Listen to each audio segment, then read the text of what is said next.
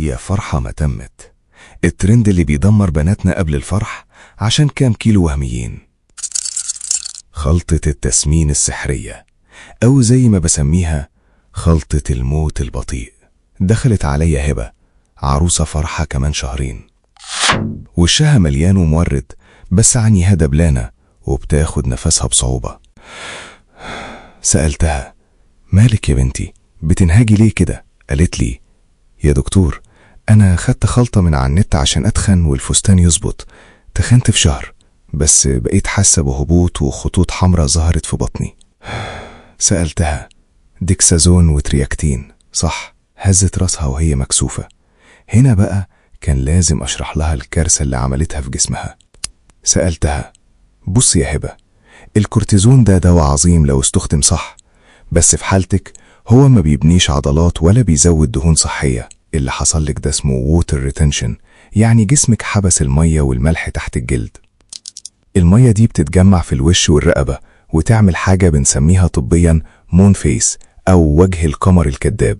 انتي ما تخنتيش يا بنتي، انتي ورمتي. مش بس كده، الكورتيزون العشوائي بيمنع جسمك يمتص الكالسيوم، يعني بيعملك هشاشة عظام وانتي في العشرينات.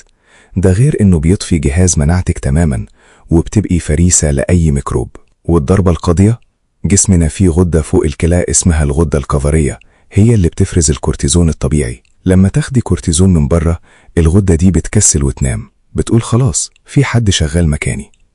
ولما تبطلي الدواء فجأة قبل الفرح عشان خايفة، جسمك بيفضأ من الكورتيزون تماما، وتدخلي في حاجة اسمها أدرينال كرايسيس، هبوط حاد، دوخة، وممكن غيبوبة لا قدر الله. هبة عيطت وقالت لي: أعمل إيه يا دكتور؟ الحقني.